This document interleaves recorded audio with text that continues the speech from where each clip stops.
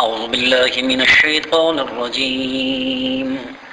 بسم الله الرحمن الرحيم. وقال الملأ من قومه الذين كفروا وكذبوا بلقاء الآخرة وأترفناهم في الحياة الدنيا ما هذا إلا بشر مثلكم يأكل مما تأكلون منه ويشرب مما تشربون. 18ویں پارے سورہ مومنون کے یہ تیسری رکوع ہے. یہ رکوع آیت نمبر 33 سے لے کر آیت نمبر 51 تک کے آیتوں پہ مشتمل ہے. اس سے پہلے رکوع میں حضرت نوح علیہ السلام کا قصہ ہدایت کے سلسلے میں ذکر کیا گیا تھا. آگے دوسرے پیغمبروں اور ان کی امتوں کا کچھ حال اختصار کے ساتھ بغیر نام متعین کیے اللہ تبارک و تعالی نے ذکر کیا. آثار اور علامات سے حضرات مفسرین نے فرمایا ہے کہ مراد ان امتوں سے عاد یا سمود یا دونوں ہے. عاد کے طرف حضرت ہود علیہ السلام کو بھیجا گیا تھا اور سمود کے پیغمبر حضرت صالح علیہ السلام تھے.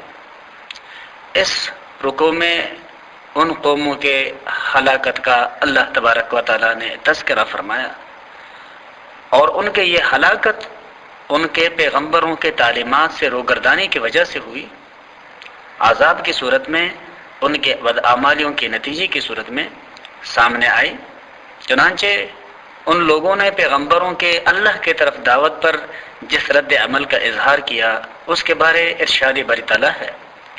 وقال الملأ، اور کہا سرداروں نے، من قومہ الذین، اس قوم میں سے، کفروا جو منکر تھے، یعنی منکر قوم میں سے سرداروں نے کہا، وَكَذَّبُوا بِلِقَاءِ الْآخِرَةِ، اور وہ جو آخرت کی بھی جھٹلانے والے تھے، وَأَتْرَفْنَاهُمْ فِي الْحَيَاةِ الدُّنْيَا، اور ہم نے ان کو آرام دیا تھا دنیاوی زندگی میں، یعنی ہم نے ان کی دنیاوی زندگی آرام دہ بنا دیے تھے. سامان معیشت اور سامان راحت ان کے پاس وافر مقدار میں تھا. انہوں نے کہا، ما ھذا الا بشر مثلکم، اور کچھ نہیں مگر یہ ایک آدمی ہے تم جیسا، یاکل کھاتا ہے، مما اس میں سے، تاکلون منہ جس میں سے تم کھاتے ہو، ویشرب مما تشربون اور پیتا ہے جس قسم سے تم پیتے ہو.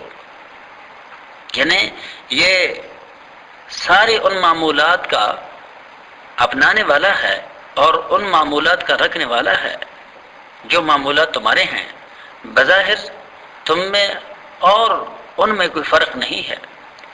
لہذا یہ کیسے ہو سکتا ہے کہ اللہ تبارک و تعالی یکساں انسانوں میں سے ایک کو پیغمبر بنا دیں اور دوسروں کو اللہ تبارک و تعالی ان کا امت بنا دیں. اللہ تبارک و تعالی نے ان کے اس ناپسندیدہ اور ماکرانہ دل فریب اندازی گفتگو کی وضاحت فرماتے ہوئے اللہ نے ارشاد فرمایا کہ ان لوگوں نے مزید کہا کہ وَلَئِنْ أَطَعْتُمْ، اور اگر تم لوگ چلنے لگے، بَشَرًا مِثْلَكُمْ، اپنے جیسے ایک آدمی کی پیروی کرتے ہوئے، إِنَّكُمْ إِذًا لَخَاسِرُونَ، بے شک تب تم ہو جاؤ گے بہت ہی زیادہ نقصان اٹھانے والے. یعنی اس سے بڑی خرابی اور ذلت کیا ہوگی کہ اپنے جیسے ایک معمولی آدمی کو خواہ مخواہ مخدوم اور مطاع ٹھہرا لیا جائے. ساتھ ہی انہوں نے کہا، آیعدکم، کیا یہ تم سے یہ وعدہ کرتا ہے، انکم اذا متم، یہ کہ جب تم مر جاؤ گے، وکنتم ترابا وعظاما، اور جب تم ہو جاؤ گے مٹی اور ہڈیاں، انکم مخرجون، یہ کہ تمہیں دوبارہ نکالا جائے گا. ہائے ہاتھ لما توعدون، کہاں ہو سکتا ہے، کہاں وہ جس کا وہ تم سے وعدہ کرتا ہے. یعنی اس قدر بعید از عقل بات کہتا ہے کہ ہڈیوں کے ریزے مٹی کے ذرات میں مل جانے کے بعد پھر قبروں سے بن کر اٹھیں گے. ایسے محمل بات ماننے کو کون تیار ہوگا. ان ہی الا حیاتنا الدنیا نموت ونحیا، اور کچھ نہیں مگر یہی دنیاوی زندگی کا جینا اور مرنا. وما نحن بمبعوثین، اور ہم کو پھر اٹھنا نہیں ہے. یعنی کہاں کی آخرت اور کہاں کا حساب اور کتاب. ہم تو یہ جانیں کہ یہ ایک دنیا کا سلسلہ ہے اور یہی ایک مرنا اور ایک جینا ہے جو سب کے آنکھوں کے سامنے ہوتا رہتا ہے. کوئی پیدا ہوا، کوئی فنا ہو گیا، آگے کچھ نہیں. ان هو الا رجل افترى علی اللہ کذبا، اور کچھ نہیں مگر یہ ایک مرد ہے جس نے باندھ رکھا ہے اللہ کے اوپر جھوٹ کو، وما نحن له بمؤمنین، اور ہم اس کو ماننے والے نہیں ہیں۔ قال، اس وقت کے پیغمبر نے کہا، رب انصرنی بما کذبون، اے میرے رب میرے مدد کر اس بات پر کہ انہوں نے مجھے جھٹلا دیا ہے۔ آخر پیغمبر نے کفار کی طرف سے ناامید ہو کر یہ دعا کی۔ قال، اللہ تبارک و تعالیٰ نے فرمایا، اما قلیل، اب تھوڑے ہی دنوں میں لیصبحن نادمین، البتہ صبح کو رہ جائیں گے یہ پچھتاتے ہوئے، یعنی عذاب آیا چاہتا ہے جس کے بعد یہ پچھتائیں گے اور پچھتانا ان کو نفع نہیں دے گا۔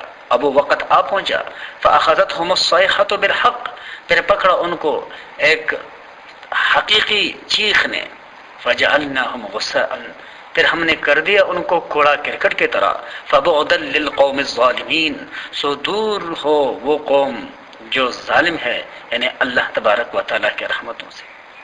اس سے بظاہر یہ قصہ حضرت نوح علیہ السلام کے بعد قوم کا قصہ ہے، یعنی قوم سمود کا، کہ وہ ایک زوردار چیخ کے ذریعے ہلاک کر دیے گئے تھے، جیسے کہ قرآن مجید کی دوسرے آیاتوں میں اس کی وضاحت ہے۔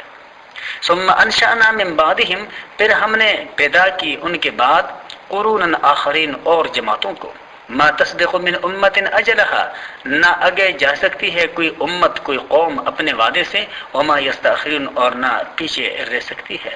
یعنی اللہ تبارک و تعالیٰ نے جس قوم کے لیے بحیثیت قوم جو وقت مقرر کر رکھا ہے، اس قوم نے اسی کے اندر رہنا ہے، اس سے آگے نہ اپنے نافرمانیوں کے ذریعے بڑھ سکتے ہیں اور نہ نافرمان بن کر دنیا میں اپنی زندگیوں کو لمبا کر سکتے ہیں۔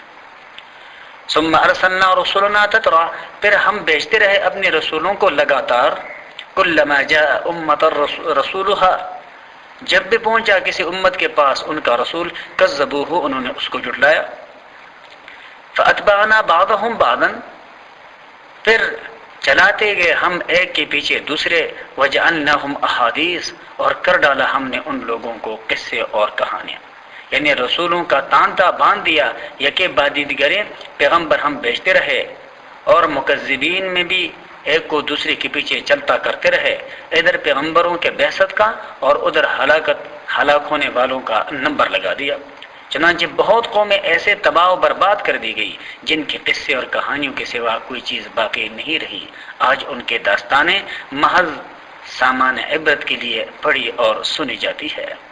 اللہ تبارک و تعالیٰ کا ارشاد ہے، ثم ارسلنا موسیٰ، پھر ہم نے بھیجا حضرت موسیٰ علیہ السلام کو، واخاہ ہارون، اور ان کے بھائی حضرت ہارون کو، بآیاتنا، اپنے طرف سے نشانیاں دے کر، وسلطان مبین، اور کھلے دلیل دے کر، الی فرعون، فرعون کی طرف، وملئہ، اور ان کے سرداروں کی طرف، فاستکبروا، پھر انہوں نے خود کو بالا سمجھا، انہوں نے تکبر کیا، وکانوا قوما عالین، اور وہ لوگ تھے بہت زیادہ خود کو بالا سمجھنے والے، یعنی اللہ تبارک و تعالیٰ کے حکموں سے وہ خود کو بالا سمجھتے تھے، اور اسی وجہ سے انہوں نے غرور اور تکبر کیا، اور غرور اور تکبر کے نشے میں ان کے دماغوں کو بالکل اس تکبر نے مختل کر کے رکھ دیا تھا، بالکل معطل اور معدوم کر کے رکھ دیا تھا۔